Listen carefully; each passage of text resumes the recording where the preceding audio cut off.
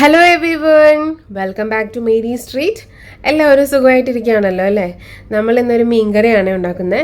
ഇതിൻ്റെ പേര് എൻ്റെ വീട്ടിലൊക്കെ പറയാം മീൻ മല്ലിയും മുളകും മൊരിയിച്ചെന്നാണ് കേട്ടോ. അതായത് നമ്മൾ ഈ ഒരു പൊടികളൊക്കെ മിക്സ് ചെയ്തൊരു അരപ്പുണ്ടാക്കി ആ അരപ്പ് നന്നായി എണ്ണയിൽ മൊരിച്ചതിന് ശേഷമാണ് നമ്മൾ ഈ കറി വെക്കുന്നത് കേട്ടോ.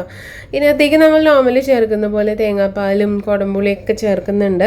അത് കൂടാതെ കുരുമുളക് പൊടിയും കൂടെ ചേർക്കുന്നുണ്ട്. അതാണ് ഈ മീൻകറിയുടെ ഒരു പ്രത്യേകത എന്ന് പറയാനുള്ളത്. നല്ല ടേസ്റ്റ് ആട്ടോ ഇത് കഴിക്കാനായിട്ട്. അപ്പോൾ ഇതിനകത്തേക്ക് ഞാൻ എടുത്തിരിക്കുന്നത് നെയ്മീനാണ്. 1 കിലോ നെയ്മീനാണ് എടുത്തിരിക്കുന്നത്. നമ്മൾ അയക്കൂറ, കിങ്ഫിഷ് എന്നൊക്കെ പറയുന്ന ഒരു മീഡിയം ടൈപ്പ്, ഒരു വലുതും അല്ല ഒരുപാട് ചെറുതും അല്ല, മീഡിയം ലെവലിലുള്ള മീനാണ്. കുറച്ച് മാംസമുള്ള മീനുകൾ, അയല, മാച്ചൻ, ആവോലി അതൊക്കെ ഇതിന് വേണ്ടിയിട്ട് ഉപയോഗിക്കാം കേട്ടോ. അപ്പോൾ നമുക്ക് ഐശ്വര്യമായിട്ട് ആ കറിയങ്ങ് ഉണ്ടാക്കാൻ തുടങ്ങാം അല്ലേ? അതിന് വേണ്ടിയിട്ട് ഒരു മൺചട്ടി അടുപ്പത്ത് വെച്ച് നന്നായി ചൂടായി വന്നപ്പോൾ അതിലേക്ക് ഒരു 1.5 ടേബിൾ സ്പൂൺ വെളിച്ചെണ്ണയാണ് ഒഴിച്ചിരിക്കുന്നത് കേട്ടോ. വെളിച്ചെണ്ണയിൽ ഉണ്ടാക്കുകയാണല്ലോ ടേസ്റ്റ് മീൻകറിയൊക്കെ എപ്പോഴും. അപ്പോൾ ഞാനൊരു 1.5 ടേബിൾ സ്പൂൺ വെളിച്ചെണ്ണ ഒഴിച്ചിട്ടുണ്ട്. അതൊന്ന് ചൂടായി വരുമ്പോൾ നമുക്ക് വഴറ്റാനുള്ള സാധനങ്ങളിടാം. അതിന് ഒരു 5 അല്ലിയോളം വലിയ ചെറിയ ഉള്ളിയാണ്, അത് കുറച്ച് കറിവേപ്പില, ഒരു വലിയ കഷ്ണം ഇഞ്ചി, 3 പച്ചമുളക് കീറിയത്, 1 അല്ലി വെളുത്തുള്ളി. ഇഞ്ചിയുടെ ഫ്ലേവറാണ് ഇതിൽ കൂടുതലിടുക. വെളുത്തുള്ളി ഒരു വലിയ അല്ലി വെളുത്തുള്ളിയാണ് ചേർത്തിരിക്കുന്നത്, അത് മാത്രമേ ഇട്ടിട്ടുള്ളൂ. അപ്പോൾ ഇതെല്ലാം എണ്ണയിലിട്ടിട്ട് നന്നായി ഒന്ന് മൊരിയിച്ചെടുക്കണം. ഏകദേശം ഒരു ലൈറ്റ് ബ്രൗൺ ആവണത് വരെ ഒന്ന് മൊരിയിക്കണം കേട്ടോ, എന്നാലാണ് നല്ല ടേസ്റ്റ് ഉണ്ടാവുക. ഉള്ളിയൊന്നും പച്ചയ്ക്ക് കിടക്കേണ്ട അതിനകത്ത്. അപ്പോൾ നമ്മൾ ഈ സമയത്ത് ഒരു അരപ്പ് നമുക്ക് മിക്സ് ചെയ്തെടുക്കണം. നമുക്ക് ഈ ഇതിലേക്ക് മീൻകറിയിലേക്കുള്ള പൊടികളെല്ലാം കൂടി ഒന്ന് മിക്സ് ചെയ്തെടുക്കണം.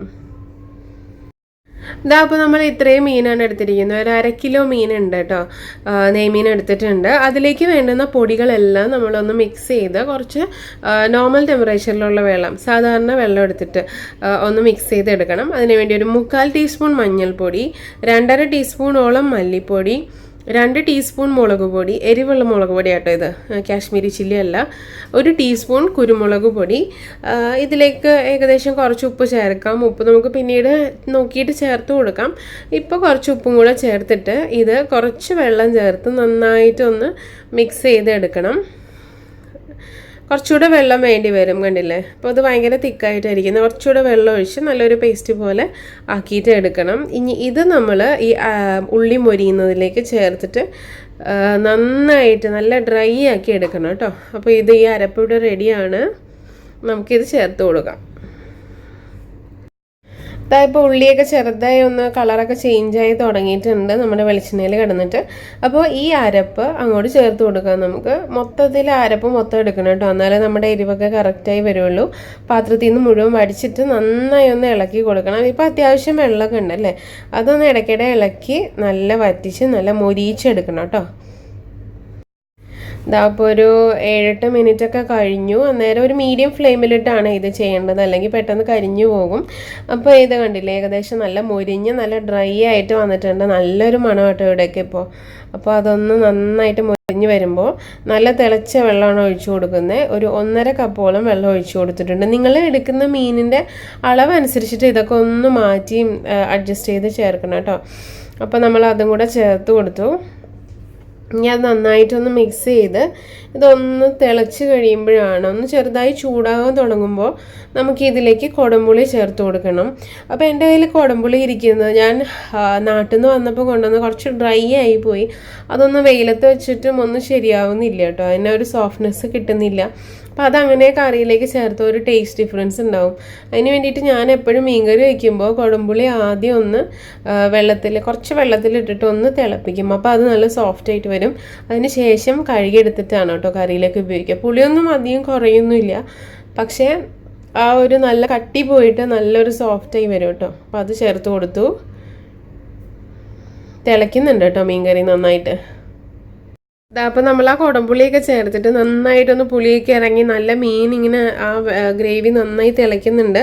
ഈ സമയത്ത് നമുക്ക് മീൻ അങ്ങോട്ട് ചേർത്ത് കൊടുക്കാം കേട്ടോ. ഇപ്പോൾ നമ്മൾ ഫ്രിഡ്ജിൽ നിന്ന് എടുത്ത മീനാണെന്നുണ്ടെങ്കിൽ, ഇപ്പോൾ ഞാനിത് തലേന്ന് ഫ്രിഡ്ജിൽ വൈകിട്ട് വെച്ച മീനാണ്, പിറ്റേന്ന് വെളുപ്പിനാട്ടോ കറി വയ്ക്കുന്നത്. അപ്പോൾ ആ സമയത്ത് നന്നായി തണുപ്പ് മാറാൻ ശ്രദ്ധിക്കണം മീൻ കറി വയ്ക്കുമ്പോൾ, അല്ലെങ്കിൽ മീനൊരു കട്ടിയായി പോവുക മാംസം അങ്ങടെ. അതായത് ഇപ്പോൾ നിങ്ങൾ അവനിൽ വെച്ചിട്ട് മൈക്രോവേവിൽ വെച്ചിട്ട് ഡീഫ്രോസ്റ്റ് ചെയ്ത് ഉപയോഗിക്കുകയാണെങ്കിലും വെള്ളം ഒഴിച്ചിട്ട് വെച്ചിട്ട് ചെയ്യുവാണെങ്കിലും നന്നായി തണുപ്പ് മാറണം, അല്ലെങ്കിൽ ഈ ചൂടുള്ള ഇതിലേക്ക് ഇടുമ്പോൾ മീനിൻ്റെ മാംസം അങ്ങ് കല്ലിച്ചു പോകും. ഇപ്പോൾ ഒരു 5-8 മിനിറ്റൊക്കെ ആയി, നമ്മുടെ മീൻകറി നന്നായി തിളയ്ക്കുന്നുണ്ട്. കുറച്ച് നേരം മൂടി വെച്ചു, പിന്നെ ഒന്ന് തുറന്ന് വെച്ചിട്ടുണ്ട് ഞാനിപ്പോൾ. അപ്പോൾ ഏകദേശം ഒരു പകുതി വേവൊക്കെ കഴിഞ്ഞു. ഈ സമയത്ത് നമ്മൾ ചെയ്യേണ്ടത് ഒരു ചെറിയ മുറി തേങ്ങ എടുത്തിട്ടുണ്ട്. അതൊരു ചെറിയ തേങ്ങയുടെ ഒരു മുറി തേങ്ങ, അതൊന്ന് ഒറ്റ പാലായിട്ടൊന്ന് പിഴിഞ്ഞെടുക്കണം. ഒരു 1/2 കപ്പ് വെള്ളം ചേർത്തിട്ട് നന്നായി പിഴിയാം. ഇതാ കണ്ടില്ലേ, ഇപ്പോൾ ചാറൊക്കെ ഏകദേശം കുറുകി അത്യാവശ്യം നന്നായി മീൻ വെന്ത് കഴിഞ്ഞിട്ടുണ്ട്. നോക്കുമ്പോൾ ഉപ്പ് ഇച്ചിരി കുറവുണ്ടായിരുന്നു. ആ സമയത്ത് നമുക്ക് ഉപ്പ് ചേർക്കാം. മീനിലേക്കൊക്കെ രണ്ടാമത് ഉപ്പ് ചേർക്കുമ്പോൾ നമ്മൾ ഇച്ചിരി ചാറ് ഇങ്ങനെ എടുത്തിട്ട് അതിങ്ങനെ ഉപ്പ് മിക്സ് ചെയ്ത് അതിങ്ങനെ ഒഴിക്കുവാണെങ്കിൽ എല്ലായിടത്തേക്കും ഉപ്പ് അങ്ങ് ചെന്നോളൂ കേട്ടോ. ഉപ്പ് ഒരിടത്തായി പോകുന്നൊന്നും ടെൻഷൻ അടിക്കേണ്ട. കുറച്ച് ചാറെടുത്തിട്ട് അതിലേക്ക് ഉപ്പിട്ടിട്ട് ഇങ്ങനെ മിക്സ് ചെയ്ത് കൊടുക്കുക. അപ്പോൾ നന്നായിട്ട് എല്ലാ ഭാഗത്തേക്കും കറക്റ്റായിട്ട് വന്നോളും. ഇനി ചട്ടി ഒന്ന് ഇതുപോലെ ചുറ്റിക്കുക. അപ്പോൾ അത് കംപ്ലീറ്റ് ആയി, ഉപ്പ് എല്ലായിടത്തും കറക്റ്റായി കാണും. ഇപ്പോൾ ഇനി നമ്മൾ എടുത്തു വെച്ചിരിക്കുന്ന തേങ്ങാപ്പാൽ ചേർക്കാം. ഒറ്റ പാലാണ് എടുത്തിരിക്കുന്നത്. ഒരു 1/2 കപ്പ് പാല് ചേർക്കുന്നുണ്ട്. ഇനി അധികം തിളപ്പിക്കലും പരിപാടിയൊന്നും ഇല്ല കേട്ടോ. ഇനി ഇതിലേക്കൊരു ഫൈനൽ പരിപാടികൾ മാത്രമേ ഉള്ളൂ. ഏകദേശം തീ നല്ല ലോ ഫ്ലെയിമിലാണ് കിടക്കുന്നത്, എന്നാലും ചട്ടിയുടെ ചൂട് കൊണ്ടിട്ട് നന്നായി തിളയ്ക്കുന്നുണ്ട്. അത് നല്ല ടേസ്റ്റാട്ടോ ഈ കറി കഴിക്കാനായിട്ട്. കുറച്ച് ചൂടാറിയിട്ട് വേണം കഴിക്കാനായിട്ട്. ചൂടോടെ കഴിച്ചാൽ പുളിയൊന്നും അങ്ങ് പിടിച്ചിട്ടുണ്ടാവില്ല. ഒരു ഉച്ചയ്ക്ക് ആകുമ്പോഴേക്കും നല്ല അടിപൊളിയായിട്ടുണ്ടാവും കേട്ടോ. അപ്പോൾ നമ്മൾ ഫൈനലായിട്ട് കുറച്ച് കറിവേപ്പില ഇട്ട് കൊടുക്കുന്നുണ്ട് മുകളിലേക്ക്. നല്ലൊരു ഫ്ലേവർ കൊടുക്കും. ഇത് അടച്ചു വയ്ക്കുമ്പോൾ ഇതിൻ്റെയൊക്കെ ഫ്ലേവർ ആയിരിക്കും മീൻ കറിക്ക് ഉണ്ടാവുക. അപ്പോൾ ഒരു 1/2 ടീസ്പൂൺ വെളിച്ചെണ്ണ ചേർത്ത് കൊടുക്കുന്നുണ്ട്. ഇനി ഒരു 1/2 ടീസ്പൂൺ കുരുമുളക് പൊടി മുകളിലേക്ക് ഒന്ന് വിതറി കൊടുക്കുക കേട്ടോ. ഇപ്പം ഞാനിവിടെ ഇങ്ങനെ കുരുമുളക് ഒന്ന് ക്രഷ് ചെയ്ത് മുകളിലേക്ക് ഒന്ന് ഇട്ട് കൊടുക്കുന്നുണ്ട്. ഒരു 1/4 ടീസ്പൂൺ മുതൽ 1/2 ടീസ്പൂൺ വരെ കുരുമുളക് പൊടി ചേർത്ത് കൊടുക്കുക. അങ്ങ് അടച്ചു വയ്ക്കുക, ഓഫ് ചെയ്യുക, അടച്ചു വയ്ക്കുക, അത്രേ ഉള്ള പരിപാടി.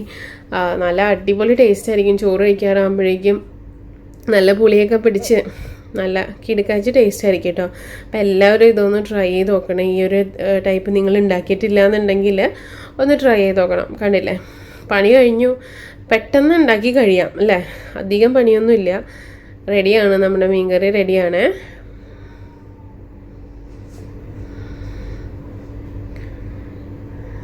നിങ്ങൾ മീൻകറി ഇതുപോലെ ഒന്ന് ട്രൈ ചെയ്തിട്ടില്ല എന്നുണ്ടെങ്കിൽ ഒരു തവണയെങ്കിലും ഒന്ന് ഉണ്ടാക്കി നോക്കിയിട്ട് ഫീഡ്ബാക്സ് ഒക്കെ പറയണം കേട്ടോ.